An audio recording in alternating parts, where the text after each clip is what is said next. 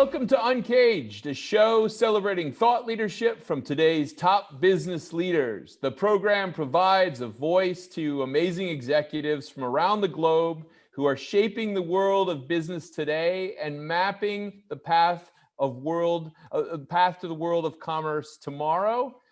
Today, we've got Carmen Pérez Andrade from Seville, Spain, joining us. Hello, Carmen. Hi, Vance. How are you doing? Great. Carmen is the Chief Commercial Officer of Surexport. Surexport is one of the largest producers and traders of berries. And Carmen is going to tell us a little bit more about the story that they've taken as a company.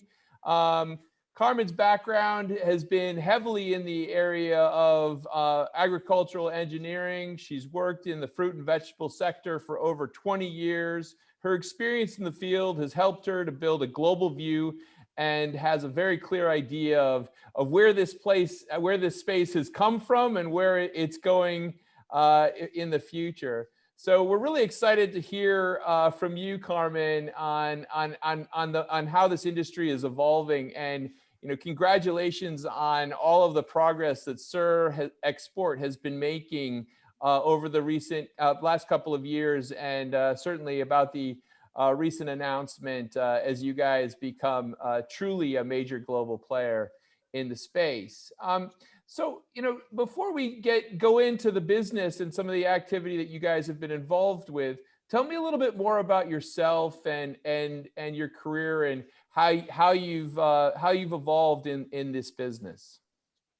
Well, as you just said, my name is Carmen, and I come from a family very closely related to agriculture. I was born in Sevilla, but then I was raised in Cordoba, and by the age of 4, I lived with my parents. He was also an agronomist, and because he went over to California to work in the University of Davis. So ever since I was 4, I guess I was very related to the industry. Once I started, I finished my, once I decided what to study in the university, I went and got my degree in engineering in agriculture as well. And after that, I moved back to Sevilla where I was born, and I started in the industry, in the fruit industry. At that time, it was all related to citrus, peaches, nectarines, plums, and all this kind of stuff. And started a little bit also. You're making me hungry, Carmen. You're making me hungry. I know, it's really time to have something, right?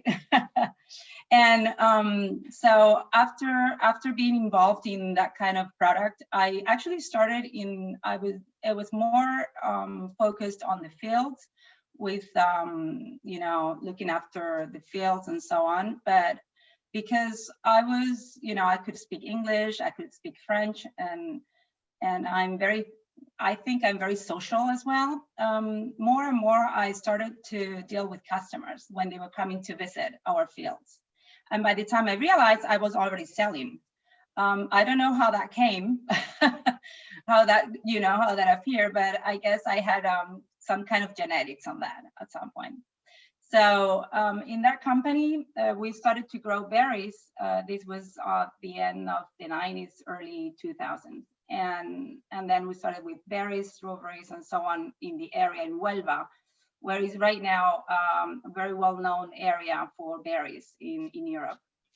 After that, I started to work with Surexport, which is a company where I've been already for, I would say, 11 years now, if I'm not wrong. And in that company, this was formed back on late 90s, and it was actually a very small company, family-owned company, formed by 3 brothers and the parents.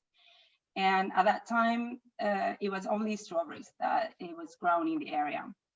Right now, Surexport is it's a company that is over 20 years old, and we do all the 4 products, and with a very clear idea of having those products 12 months for our customers. Ever since, I would say, 2005, genetics was part of the key of what the company thought it was important to offer our customers. and also to get that differentiation in the market. So that's how everything started, with just a little bit, a very small field of strawberries, and right now we grow all the different 4 products in Kenya, in Portugal, north of Spain, south of Spain, north of Morocco, south of Morocco, and willing to even go overseas.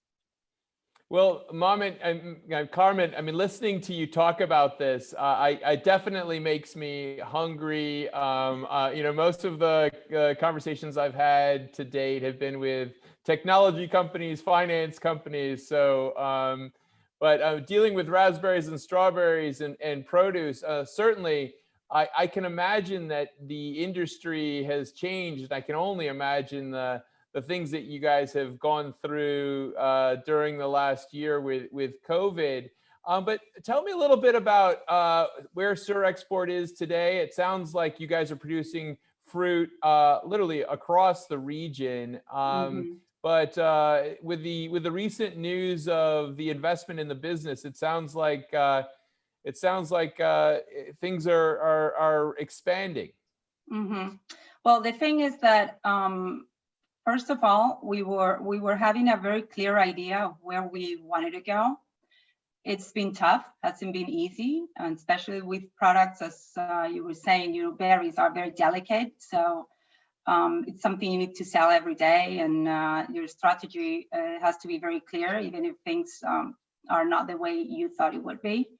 And from the very beginning, we knew that it was important to be close to the customer. So our plan was to go from source, or growers, directly to customers. And this is something that has been taking long because it hasn't been easy. There was always a middleman in this industry, especially because most of growers were not well organized. In our case, we had that strategy and we knew we had to do it. So it was important for us to understand the trends of the market and also to understand what the customers were asking for. So after doing all this research and adapting our business to what we were thinking that it was the key to go direct from source to the customer, right now we already have this great relationship with good customers, and we are already planning for, let's say, not only short terms for only just one season, but also for midterm and long-term ideas. That's great. That's great. Yeah. Now, I mean, Carmen, you and I have spoken, and certainly when we hear about snowstorms in Madrid, and I can only imagine how that impacts your business on logistics and geopolitical things like Brexit probably making challenges and COVID. But I mean, what are the biggest challenges today that you face in your business? Well, the biggest challenge I would say is that we're dealing with a product that has not very long shelf life. So every single thing that you need to think about in your business has to be you have to be very quickly making decisions and cope with the situations. So, for instance, when COVID appeared in our life, we had in the company all our sales well planned and everything, and all of a sudden, all the customers decided with the COVID, things had to change. So we were having promotions in place because actually, bear in mind that when the COVID showed up, we were in the peak of the season with blueberries, strawberries, blackberries, and all the different berries. And all of a sudden you get this COVID and all your sales plans just crashed. So, and for the first time, I must admit that I was completely in blank. I'm like, what's going to happen now? Because you are so used to all kind of challenges, but this was so new and no one really knew how to handle it. So, at the very beginning was very confusing, but in the end, the thing is that it took us a little bit to understand how customers were going to change their pattern on buying. But once we got this in place, it was easy to get going. But it was very tough 2 weeks, Band, very tough 2 weeks. Yeah, Now, no, after- I think that that's probably the biggest understatement, and knowing the scale of your operations, I can only Yeah. imagine how complex a moment that must have been when Yeah. you're trying to figure out, oh my God, where do the blueberries go? You know, How I'm gonna and cope you with know, all this, right? But I mean, on the other hand, everything went okay. Bear in mind that with COVID and all this that showed up, health right now is like something very important to people, and you relate fruit and health. So the good thing is that all the sales in general for berries just went up very quickly in most of the areas. So even if it was difficult with transport and with understanding the pattern on buying, sales were pretty good. So in the end, that has helped the industry. And then from what I've heard, it's not only been in berries, but throughout the whole agriculture industry. So that's a good thing, but I can assure you we didn't know. Well, I mean, I can tell you as an end consumer, that definitely goes through my mind, especially this morning as I devoured a whole container of blueberries with the idea that this was healthy for me. So I had to have it. So it completely makes sense. Well, listen, Yeah. I mean, certainly the complexities of your business present challenges, and it sounds like you guys are really piecing together some good solutions and finding your way through this time. But I mean, your business is also one that gives people so much happiness, and I just was curious that, you know, when you think about your job, what gives you the most joy from your work? Well, I know I'm gonna sound a bit not very humble, but I need to say that I just love what I do. I'm very, very lucky, but I know you are on the same page as me. You know, working in berries, let's say in the fruit business, but especially in berries, is so dynamic that it just every single day is different. Every single season is different, and no matter what you do, it's every day is just a joy. I mean, it's very important because in this industry, you either love it or hate it. There's no in between. If you are for this industry, I mean, it's just every single day. It's really an amazing day. You don't stop to learn, and you know, if you are ready for challenges and for sometimes heart attacks, come over. I think that's such a great description of it, and certainly, I mean, I also I feel like knowing you, Carmen, and your team, and Andres and others at Surexport. I mean, I think that everyone has such a high level of passion for what they do at your business. Yeah. It really shows, actually. And this takes so much from yourself that you just need to be very involved in what you do. Otherwise, just leave it. So absolutely. So I mean, that's great. And I would say that you mentioned that every day is a little bit different. And certainly when we read on the news of global warming and you know, robotics becoming more involved in the agricultural process, I mean, certainly the future has so many different things that are just going to be impacting your industry. I mean, when you think about the next couple of years, maybe next 3, 4, 5 years of your industry, what do you think's going to change? I think we're gonna get more, I mean, in the berry industry, at least in the area where we are, but it's really globally, more and more professional in terms of genetics and understanding the trends of the market.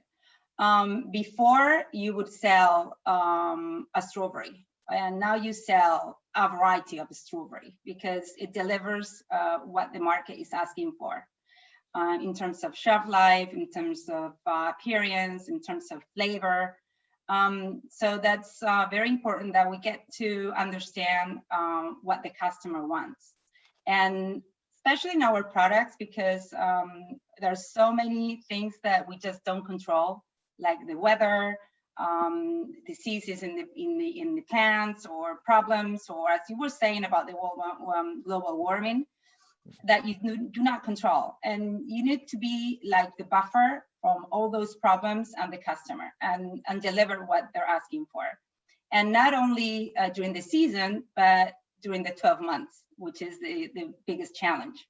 So what we did in the company is move around the globe to be able to get that target. So it's one of the reasons why we're not only based in Huelva, because in the summer it's almost impossible to even breathe in this area.